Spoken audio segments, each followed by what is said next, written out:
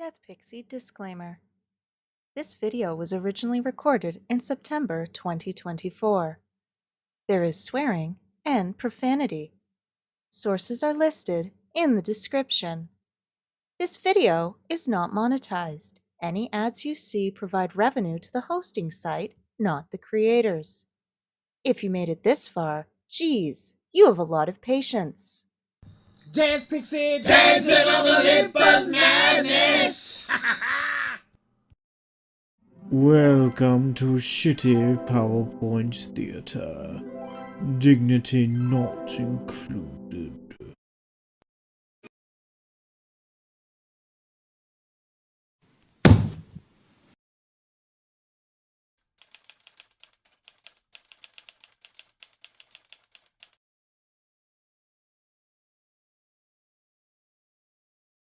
But now we get into the drama. Talking about who took over for Chan when he retired. Ooh, I know this one. Da da da da. And that was Paul Martin. Da da da da. Yeah, he was a great financial guy. Yeah. Kind of. He was respected amongst both parties. Yeah. Both the Conservative and the Liberal parties at that point would have taken Paul Martin. Oh yeah, we cannot stress enough how good he was as a financial minister. Yeah. Kind of fumbled it on the Liberal and country leadership, but there's a lot of factors for that because this splintered the Liberal Party in a way that had not been seen before.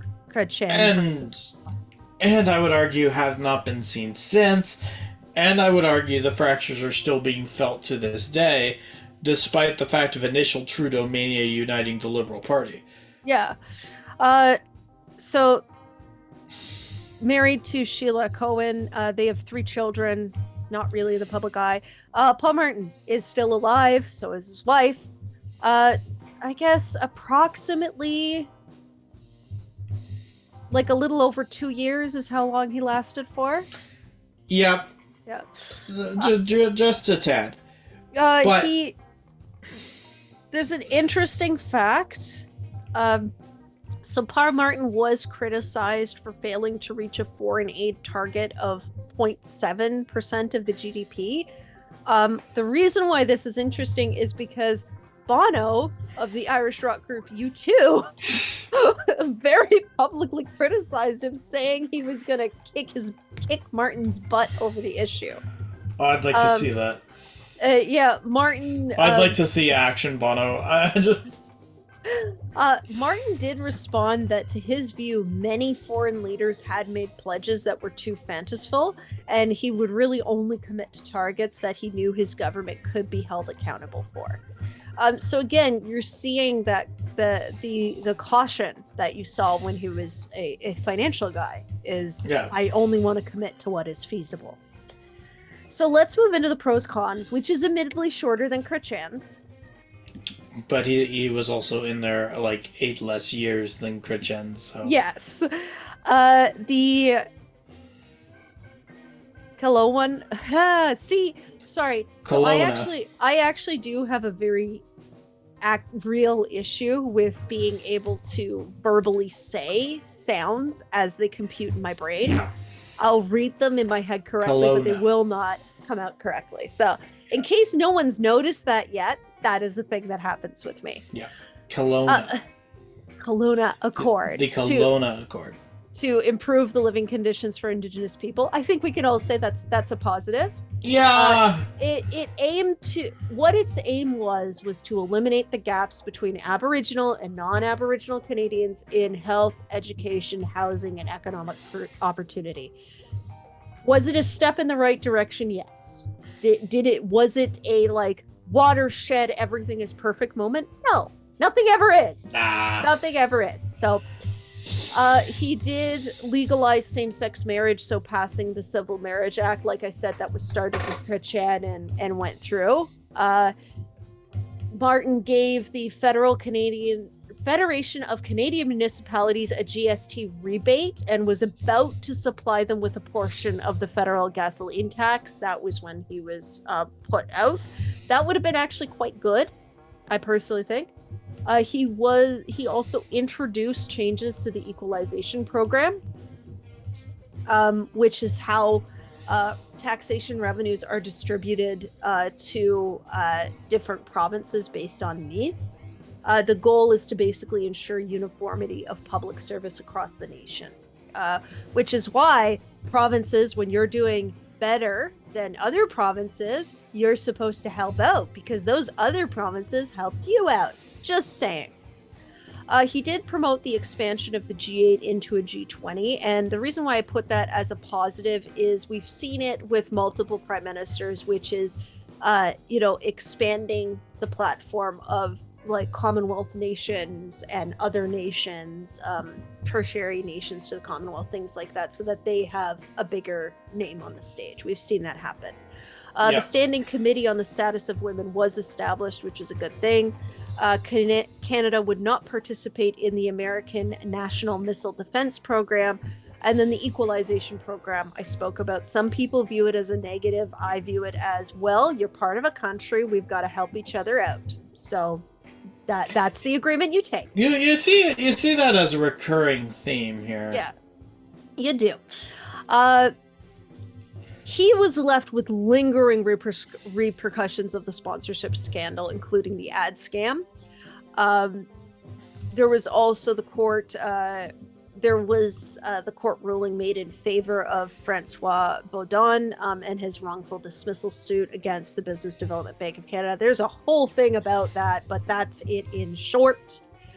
He was adversely affected by the report from the Auditor General, Sheila Fraser, about the sponsorship scandal, and that led to the Gomery Commission inquiry. It was found that it was an issue with the previous government and not Martin. So, that's what he was left over with. I will admit he was not shafted nearly as hard as Kim Campbell was by Mulroney. No. Like that was a shafting of epic proportions.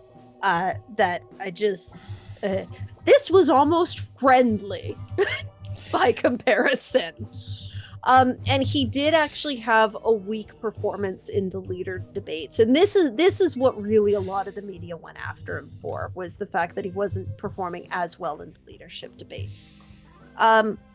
Of interest, I have some further context. I don't know if you want to speak more on the pros and cons of Martin before I get into it. If you look a lot of Paul Martin's pros, a lot of Paul Martin's pros, they were either started by Chrétien in the sense of legalizing same-sex marriage, have Chrétien ideals behind them, such as not participating in the American National Missile Defense Program, or finance. Yep. A lot of them. And that just goes to show, I think, that as much as he didn't like Chrétien, there was a lot of respect for what he was able to do, and a lot of that liberal identity was still there. The finance stuff, all Martin. But in terms of what the Liberal Party was, and a lot of, I would argue, what brought back a lot of support for the Liberal Party in 2015 was that ideology of the Liberal Party as being ethically on human rights better than the alternatives. Yeah. Now,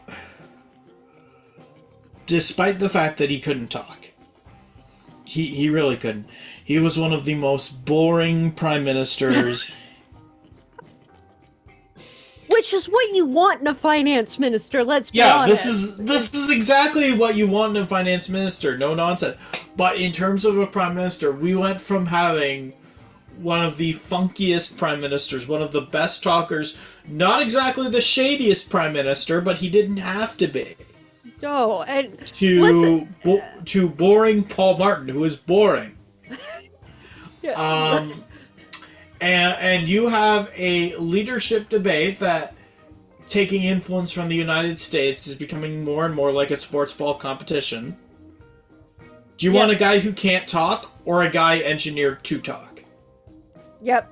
And even on the national stage, you saw that Martin was no Jean Chrétien. Martin did not know how to be blunt and entertainingly blunt. Martin was no Justintrudeau. As much as I'm not a fan of Justintrudeau, he's got an insane charisma about him. Yeah. We will give Justintrudeau his dues where he deserves his dues. He's brilliant. Like, there's a reason why outside of Trump, all the international people love him. Like, that's his true talent, is getting people on his side through personal conversations. Yeah, his talent is his charisma. Yeah. Martin is the antithesis of that. Again, great financial minister. There would be nobody, I would argue, in any country that wouldn't take Paul Martin as their finance minister. Yeah. If you had somebody with that level of talent. The problem is, I think this is where the personal overrode the professional for Paul. Yeah. And as much as he got his position off of merits and off of reputation, the reason he did not keep it is because of his glaring shortcomings in the pomp and circumstances of becoming prime minister. I actually believe that he would do a lot better in the 1950s, 1960s, where having that charisma is not necessarily nearly as big of a deal as it is now. And it should be noted that this was the beginnings of the boom of social media as well. Yep. So it's becoming even more important to have those sound bites and stuff. Would you like me to give a little bit of context? Yeah, go ahead. So during the Chrétien years, Martin was viewed as a soft federalist, and there was tension between the two, partially because of that. He was responsible for the budgetary gains and for eventually uniting all parties behind the budget. Like, it was incredible. Yes, there were, like, we were on shoestrings for certain social services, and like healthcare was being really pushed to their limit at the time. But it was also something where, like, when you have a deficit that was created that was nearly 100% of the GDP, everyone's going to feel that cut. Yep. Everybody's going to feel it. And it's unfortunate, but it's one of those things where it's like, you know what? Yeah, this situation sucks, but we have to come up with solutions. We can't just leave Canadians out to dry, and we can't. You know, we've seen what happened. Hindsight's 2020. We've seen what's happened in Greece. We've seen the results of the Iraq War. We've seen all that, and you know, these choices ended up being the right ones to make at the time. There was an unpopular provincial budget by Liberal Premier Dalton McGuinty, which was in Ontario. And this is where we see there is a bit of a reciprocal relationship between the parties, between the federal and the provincial, and this is one of them. So that meant that, you know, it did in fact have an impact on the federal party's numbers in Ontario. It didn't matter Paul Martin's track record or anything like that. There was this mistrust there. Yep. Jack Layton, did offer his party support, provided they were given major concessions in the budget, such as canceling the proposed corporate tax cuts. So interesting bit from Jack Layton. Jack Layton did something that I remember in my household made my staunchly NDP parents very angry with him for, and it actually took quite a long time for them to get over it. I think we were seeing a bit of the rose-colored glasses with his views on Stephen Harper at the time. And I will say, to his credit, when the writing went to the wall, he walked away. Another big moment was May 17th, 2005, MP Belinda Stronach crossed the floor from the Conservative Party. So it was now the Conservative Party, not the Progressive Conservatives. It was the Conservative Party now. and joined the Liberal Party. And a lot of people, I remember the big criticism being, oh, she wants attention. She wants this. She wants that. I think when you actually look at how the progressive conservatives became the Conservative Party, that should have been a moment for everybody to be like, this isn't the progressive conservatives anymore. There's a problem here. If Joe Clark becoming an independent didn't signal that to you, this should have signaled it to you. And we will be getting into that with Stephen Harper. Yes. Now then, nice casual picture, I thought. You know, it's hard to find entertaining pictures of him. Exactly what you want in a finance minister. Exactly what you want in a finance minister. But, you know, so yes, my favorite quote from him about the Red Book, it's just this moment of self-awareness and just, you know, the professionalism is casual now. It's a nice moment. He did actually have polio as a child.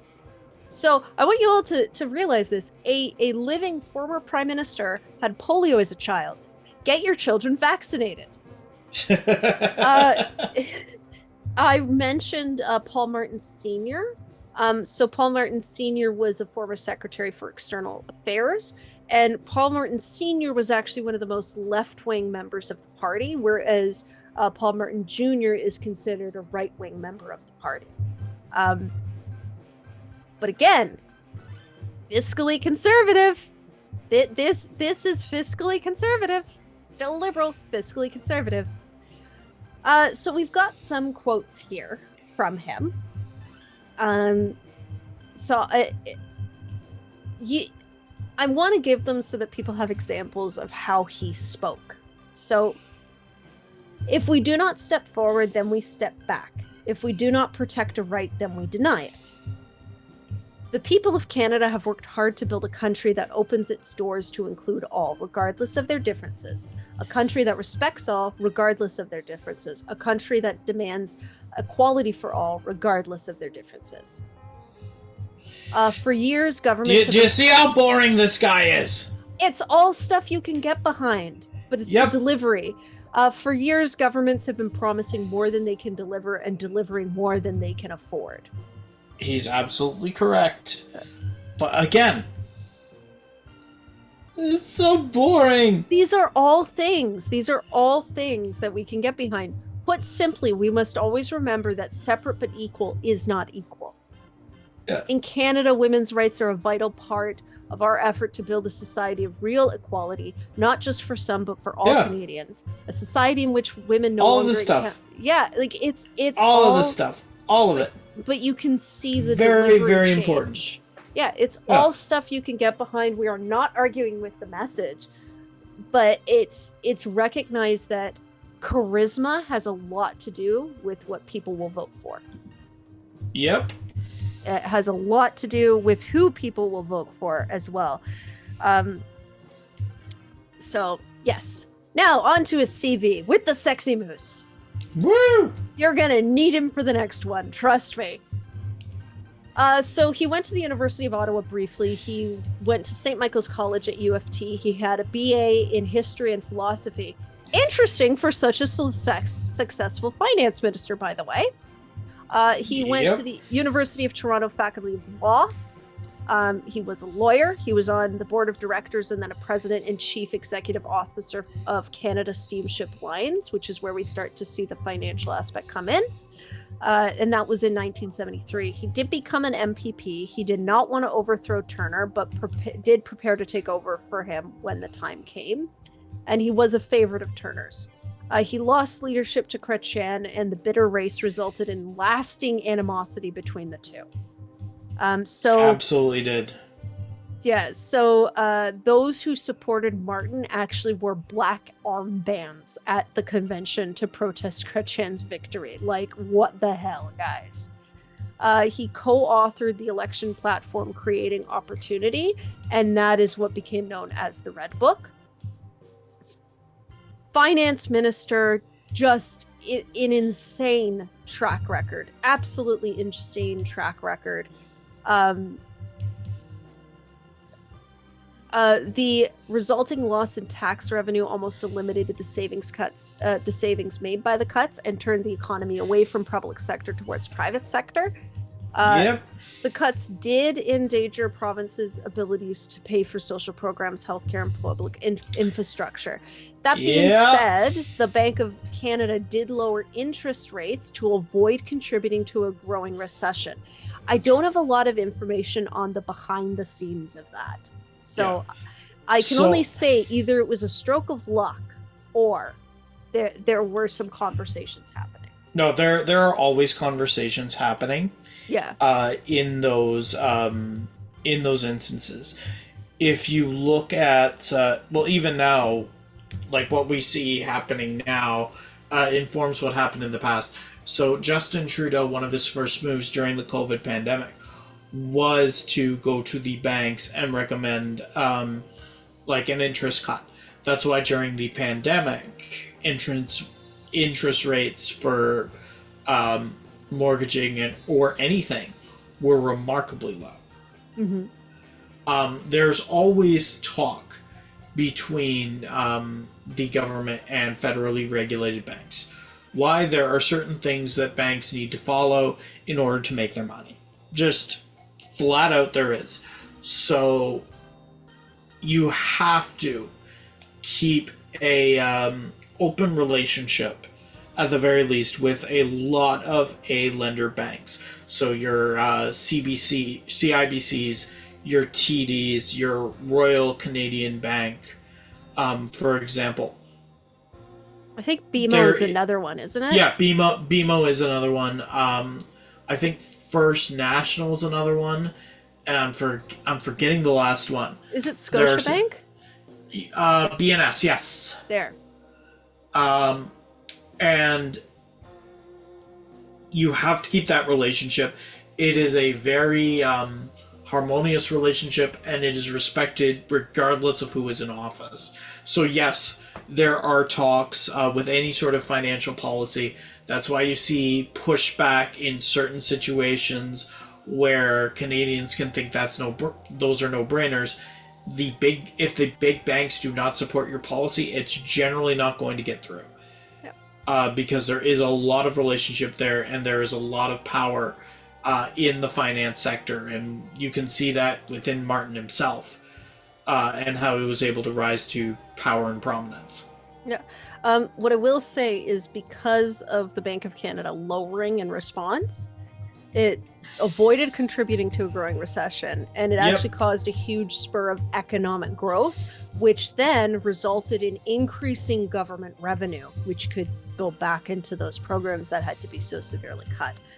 98 was when he introduced the balanced budget, and just so you understand how big that was, that event had only occurred twice in 36 years before 97. Yep. So it's quite big. In 2002, Moody's and Standard and Poor's restored Canada's domestic and foreign currency debt rating to AAA, which is a good thing, apparently. No, it is. Yeah. So the Canada's debt to GDP ratio went from a peak of 70% to about 50%. He was responsible in that reduction. He also coordinated a series of meetings between finance ministers of all provinces to discuss the pending crisis with the Canada Pension Plan, or CPP. And he did oversee the creation of general public consultation process at that point, which led to major structural reform of CPP, which averted a pension crisis. So it's really undeniable what he managed to do. There's so many details on it, and yes, there were downsides to it. We are not denying that, but we also need to acknowledge that Canada was heading for a crisis, and something very major had to happen. It's just like you mentioned with COVID happened. Trudeau's like, all right, we've got to keep people from dying. We've got to keep people from losing their homes. That's more important than a balanced budget. Yep. But again, we want to point out justifiable circumstances. Mulrooney, there wasn't a justifiable circumstance for. That's why we wanted to point that out. Yeah.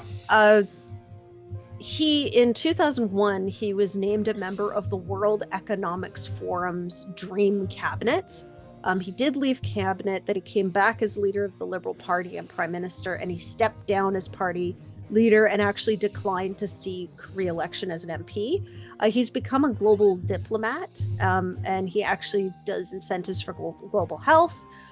He's also the member on an advisory board for the nonprofit that's behind the Health Impact Fund. And he is an advisor to Canada's Eco-Fiscal Commission. So I think it also is a prime example of, he didn't necessarily go to school for this stuff, but he learned on the job, and boy, did he ever to pull all this stuff off. He absolutely did. But his track record couldn't deny the fact that we were seeing it gradually happen, and it was very exemplified at this point in time. Your leader has to have a clear message, speak well, and there needs to be some amount of charisma around that. And that's where he fell. It's unfortunate. I think you're right. He probably would have done better in the 50s. But also, thank goodness we had him when he did. And thank goodness he and Jean Chrétien were able to set aside their rivalry for the betterment of Canada. Yeah, for a very long time. Yeah. So are there any final words you want to say before we talk about your Great finance minister. Great finance minister. Great finance minister. Great finance minister. Great finance minister. That is where he should have stopped. I don't care. And actually, given the Liberal track record during the Harper administration at fielding opponents, yeah, maybe if Martin hadn't have gotten in as prime minister, we could have had something that were palatable to the people. And I would argue you see that a lot in the United States Democratic Party too. You need to start casting with charisma in mind in order to actually do it. Because if you look at the Stephen Harper, just to jump ahead a little bit, if you look at the Stephen Harper administration, for a lot of it, it wasn't the Liberals in second place. Like, one of the most well-funded political parties is not in the second place. It's NDP with Jack Layton, and regardless of if you're a staunch NDP supporter or not, Jack Layton had that charisma and he had that ability to connect to the voter base on a base level, and you see that a lot with the NDP policies that weren't able to go through. Mm-hmm. Why are Justintrudeau and Jasmeet Singh's relationship so important nowadays? Again, Trudeau has a strong minority. But if the NDPs were to ever go against the Liberal policy, it would force re-election. Yeah. However, so that relationship between the party lines on the left and the right, I'm not going to say it doesn't happen on the right either, because it easily could if the right got a strong minority, is so important. And charisma is such a factor, and I really wish Paul Martin either had it or was PM during a time in which it was not so important. Because if you look at Paul Martin, fantastic finance minister. Like, there is no resume that is potentially better than Martin's on that front. As a prime minister, as a leader, as somebody who could talk, he was very bad. And it's sad too, because when we get into Harper, I am going to talk about the fact that, like, and we mentioned it in our biases, if you start espousing policies or opinions that are blatantly against the Charter of Rights and Freedoms, yeah, we don't like you, because it is bare minimum that you don't mess with the Charter of Rights and Freedoms. That is bare minimum qualification. And if you're not even meeting that bare minimum, we don't like you. No, we really don't. No, because that's just, it's one thing to differ. That's a little far. That's a little far.